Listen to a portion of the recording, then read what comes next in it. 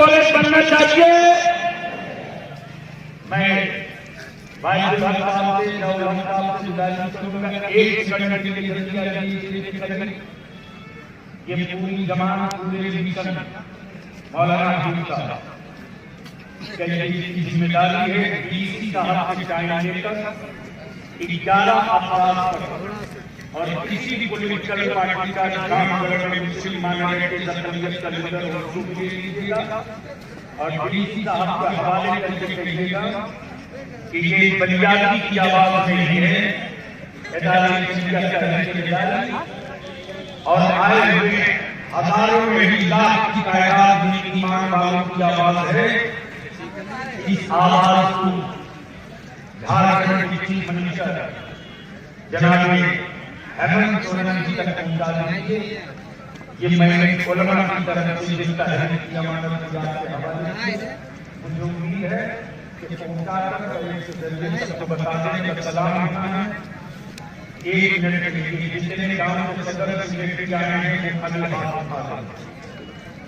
जो गांव के सदर सेक्रेटरी हैं वहां टाइम नहीं बात है, जो गांव के सदर सेक्रेटरी हैं वो खड़ा हो, जो गांव के सदर सेक्रेटरी आए हैं वो खड़ा हो। आप लोग खड़ा हो, मौलाना भाई आप सदर सेक्रेटरी जो सदर सेक्रेटरी को खड़ा हो। जोर से बोलो, जोर से बोलो। इसलिए पंजाबी कहता हेमंत बाबू 2 कानून बना दो। पहला कानून नबी के नामूस का और दूसरा कानून मॉब लिंचिंग के खिलाफ मुस्लिम सेफ्टी एक्ट का। जिस तरह दलित और आदिवासी भाइयों को जान की, माल की, इज्जत की, आबरू की हिफाजत के लिए दलित एक्ट बना है, भारत का मुसलमान अब दलित से बदतर हो चुका है।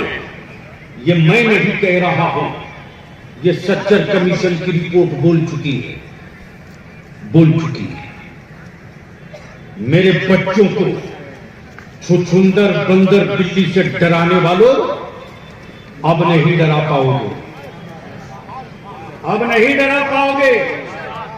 बोलो अगर कोई डराएगा तो डरोगे? और जोर से बोलो, डरोगे? नहीं डरोगे। और कहां गए बोलो जो कह रहे हैं कि इसका फायदा क्या होगा? बगल में हजारीबाग है, चले जाओ बाबू। तहरीक बेदारी के बाद मेरी जमात का सच्चा आलिम, मेरी जमात का सच्चा आलिम, और माफ कीजिएगा अकीदा और मसलक चाहे जिसका जो हो, लेकिन ये तो बात पक्की है कि सबने मान लिया कि इदारे शरिया ने एक मसलक की नहीं पूरी मिल्लत और मुल्क की बात की है। है हिम्मत तो गांव के सदर सेक्रेटरी ने तो तय कर दिया, हिम्मत है तो बाजा डीजे लेकर जाकर दिखा दो। इसलिए मौलाना हबीब साहब काम आज से शुरू। ये हमारे नौजवान आलिम अल्लामा सैयद कामरान साहब, यह हमारा नौजवान आलिम हजरत मौलाना इकबाल दानिश अपना कारोबार छोड़कर हमारे काजी शरीयत अल्लामा मुफ्ती अब्दुल जलील सादी और जगह जगह जफर हकीम साहब भी, और इदारे शरिया का नायब काजी शरीयत मरकजी दफ्तर हजरत अल्लामा मुफ्ती गुलाम हुसैन सकाफी, गांव हर पंचायत हर गांव के सदर सेक्रेटरी ने लिखित तौर से तय कर लिया कि मेरे गांव में किसी बारात में डीजे बाजा नाच पटाखा नहीं होगा। बोलो ये होना चाहिए? जोर से बोलो होना चाहिए, जोर से बोलो होना चाहिए। तो अब यहां रुक करके एक बात आखिरी अर्ज कर दूं कि दूसरा कानून दलित एक्ट की तरह उन्हीं धाराओं के साथ मुस्लिम सेफ्टी एक्ट बना दिया जाए। बोलो ये बनना चाहिए कि नहीं बनना चाहिए? जोर से बोलो बनना चाहिए कि नहीं बनना चाहिए? तो इस हक की लड़ाई के लिए अगर बलियाबी कह दे, हुकूमत ना माने, मैं जानता हूं कि मेरे बच्चों को डरा करके वोट मांग लिया जाता है, ले लिया जाता है। किसी भी पार्टी का हो, अगर वोट मांगने जाए तो गट्टा पकड़ लेना और गट्टा पकड़ के पूछना मेरे गांव में बच्चियों का स्कूल क्यों नहीं बना, वोट मांगने क्यों आ गया? मेरे इलाके में कॉलेज क्यों नहीं बना, वोट मांगने क्यों आ गया? मेरे इलाके में के स्कूल से उर्दू टीचर खत्म हो गया, तू क्यों आया? पहले स्कूल और उर्दू टीचर और मदरसों का काम करा ले, तब दोबारा गांव में दाखिल होना, वरना मत होना। बोलो, ये होना चाहिए कि नहीं होना चाहिए? जोर से बोलो, होना चाहिए कि नहीं होना चाहिए? तीसरा, आबादी के एतबार से इक़्तिदार में हिस्सेदारी। किसमें इक़्तिदार? समझे? नहीं समझे। हुकूमत में हिस्सेदारी। अब तो ये क्लियर हो गया होगा। और अल्हम्दुलिल्लाह बिहार में अल्लामा सैफुल्लाह अलवी साहब जो आपने नारा लगाया उलमा ने, जिसकी जितनी संख्या भारी उसकी उतनी हिस्सेदारी, तो अब पसीना उतर गया है बिहार हुकूमत को। और झारखंड में सिर्फ पसीना ही नहीं उतरेगा, ब्लड प्रेशर भी बढ़ जाएगा। वक्त से पहले जो दे रहा हूं इसको कर दीजिए। तो एक बार मेरे साथ बोलो, तुम्हारे बेटों को भी MP MLA में हिस्सेदारी मिलना चाहिए कि नहीं मिलना चाहिए? जोर से बोलो, मिलना चाहिए कि नहीं मिलना चाहिए?